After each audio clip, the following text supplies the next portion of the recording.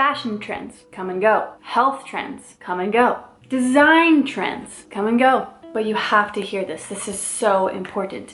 Simple living and minimalism trends, they are timeless. They are here to stay. In fact, they've actually withstood the test of time. We're going back to Socrates, 450 BC. This is what he said. The secret to happiness you see is not found in seeking more, but in developing the capacity to enjoy less. He said that in 450 BC. It is 2024 right now. And here I am, a mother, used to be overstimulated, stressed, angry, irritable, unhappy mother, speaking about how simplicity has changed my life, actually even made me a happier person.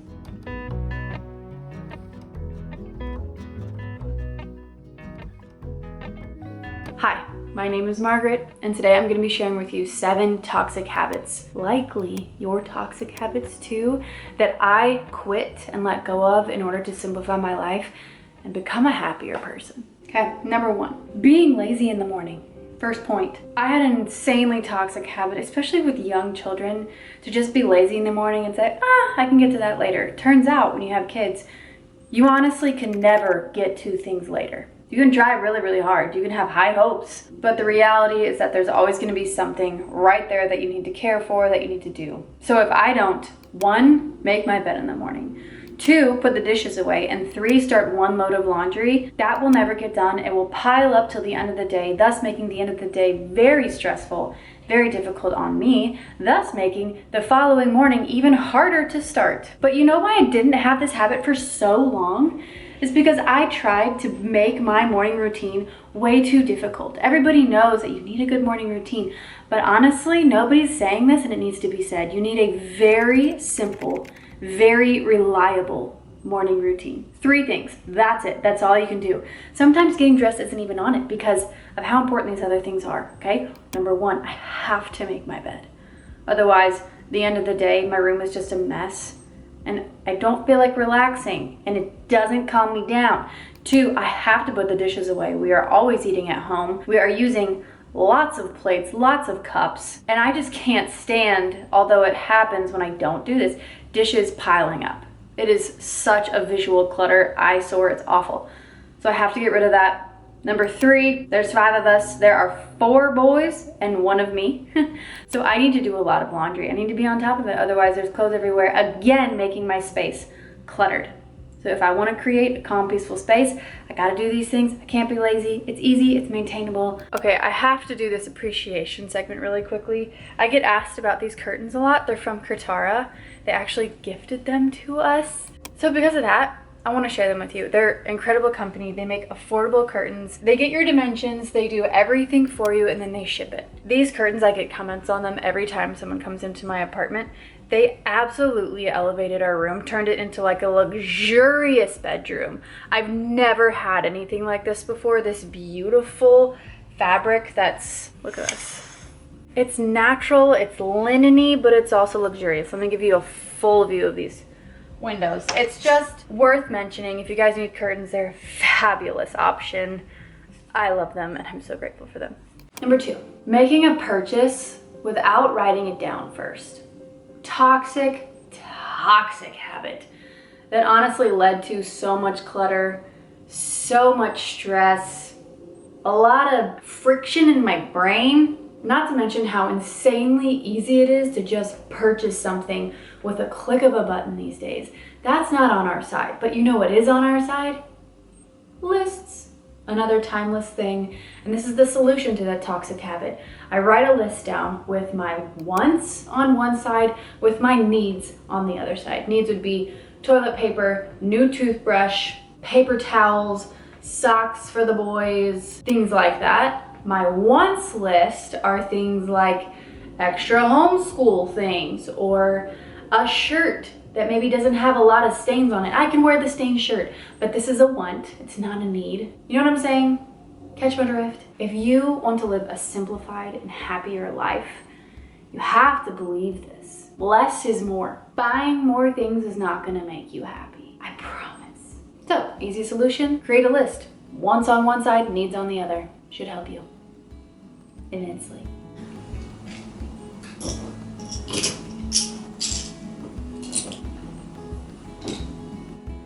This is a sad one.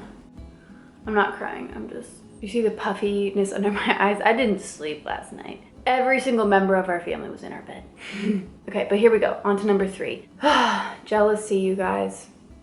Jealousy has been a toxic trait of mine for as long as I can remember, and it's probably something I'm gonna work on for the rest of my life. I go through ups and downs with this toxic thought pattern of believing that what I have isn't enough, and that having what she has or having something else is gonna make me a happier person. I feel like that's why I simplified my life in the first place and became a minimalist, because I was so tired of believing that lie. It was making everything in my life harder. My relationships, motherhood, the way I looked at myself in the mirror, the way I talked to myself, my work, everything was harder, you guys.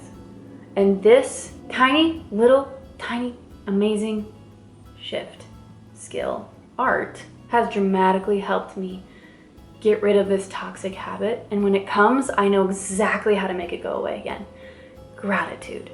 Practicing gratitude, not just saying, oh, I'm grateful for the sunshine, but sitting down 1, 2, sometimes 3 times a day, because I have to get there, and writing down what I am grateful for, the things that I don't have, the things that I do have, the things that have happened to me, the people in my life, the way the sun feels on my skin in the morning, the way my body just wants to literally wake up and go outside. Gratitude is so powerful, and it actually has been scientifically proven to increase the frequency that your body vibrates at. So all human living things vibrate at a certain frequency.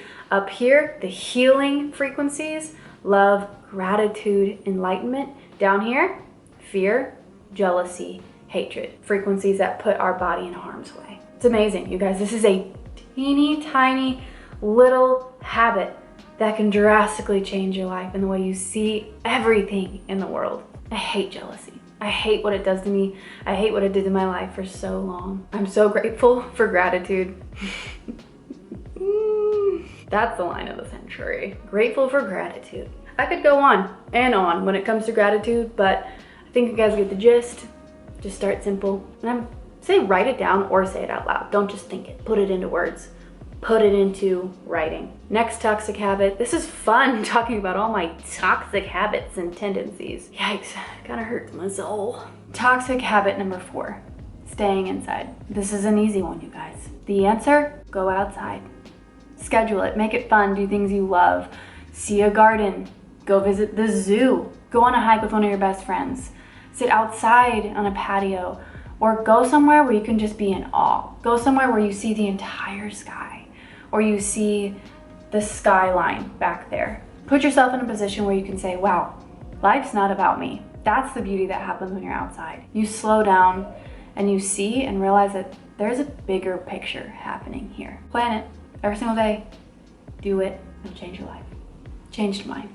Oh, and I guess I should say this, I'm a mother of 3, so sometimes this can be a daunting task, but for me, it's just we have breakfast. Before we clean up what just happened with breakfast, we go outside on a little bike ride or a walk, or every single day after nap time. It's just ingrained in our days that we go outside, whether it's the patio or we go on a hike or we go jump in somebody's pool. I've been working on this for a long time, and it's just, I'm gonna say the word again, it's ingrained in my head that we have to get out. I have to get out for my mental health and for my children's mental health. Toxic habit number 5, being too afraid to ask people for something. Look, I don't know if, well, actually I do know. I know it's a fear of rejection. I also know it's a little bit of pride. It's a little bit of arrogance. It's a little bit of I don't want them to know that I need help.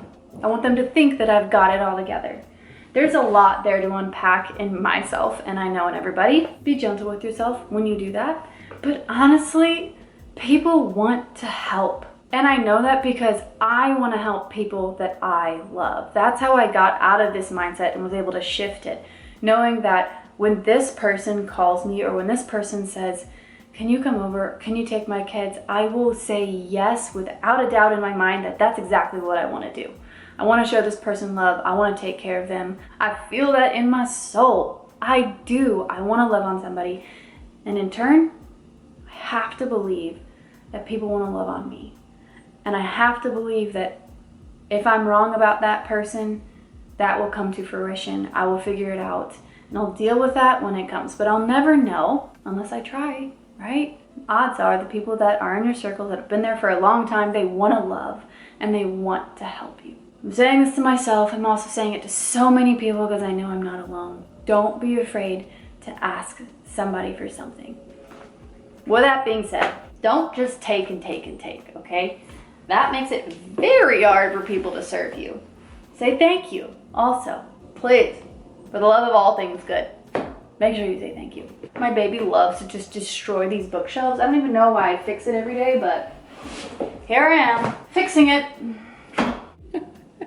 You guys, this is not done correctly. Does this look as fake to you as it looks to me? Obviously, these are fake flowers, but I just needed something happy and alive in the boys' playroom. But is the vase wrong? Are the flowers wrong?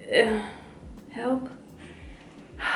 Number 6, overworking. Toxic trait that I've had probably since the beginning of time. No, that's not true. I'm either lazy or I'm overworking.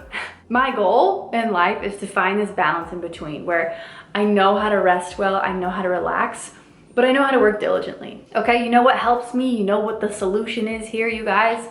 The number one thing, prayer, for me at least. Asking the Lord to not give me what I want. That's a hard prayer to pray. Asking the Lord to give me new eyes to see and ears to hear, and just to truly, wholeheartedly believe that His will be done in my life. That He knows what's gonna happen and that He's in control. I'm not in control. Anytime I'm overworking, it's because I desperately want control and I want to know my outcome and I want the outcome I desire to be my outcome. It's a lot of wants, you guys. That's a lot of wants that really get me in trouble and trapped when I'm not fully trusting in the Lord and asking for His guidance. Overworking is tough on me. It's tough on my family. It's tough on my children. And I do find relief when I just visually place my desires in the Lord's hands, my goals in the Lord's hands, and I say, your will be done. And I'm not sitting here saying I'm holier than thou. Far from the truth. You guys, I fail in so many ways every single day. Every day. I hate my sin and I hate the fact that I can't figure it out. But without that, I wouldn't need the Lord. Man, I've learned a lot of lessons from these toxic traits. So honestly, gives me another point. These aren't awful and horribly bad. Give yourself grace when you're trying to figure these out, trying to welcome new habits in. What can you learn from them? I have learned so much from failure. Don't be afraid of failure. Don't be too hard on yourself. Last one, let's get right into it. Last toxic habit, doom scrolling. We all know it. We've all lived it. Actually, my sister doesn't have social media and I think that's amazing. But it is part of my job, so I'm trying to figure out how I can do that. I digress. My solution for doom scrolling is being aware of how I'm feeling when I'm on the app. I genuinely feel tightness in my chest. I feel jealousy arising. I feel discontentment. I strongly detest the way that I feel when I'm on social media. And I don't try to push that away every time I open it, like, oh, it's fine, I'm fine. No, I welcome those feelings in. I want to feel those feelings because that's what makes me exit the app and put my phone down and say, you little munchkins, you little boys are more important than my screen. And you, husband, at the end of the day, I'm exhausted. Spending time with you is more important than feeling jealous and feeling discontent and feeling icky on my apps. So awareness, yes. And then the RO box, have you guys heard of that thing? It's this really gorgeous, like white box where you plug in your phone and it's got a wood top. It's really pretty, honestly. But you just plug your phone in there and you close it. And there's something about visually and physically, I guess, putting my phone in something and putting it away. It takes the discipline out of it and just, it is what it is. The phone is away.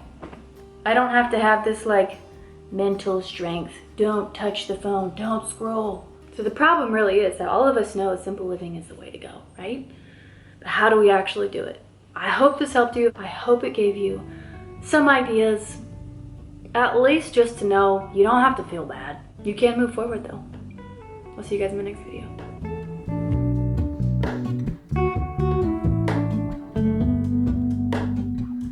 Hello.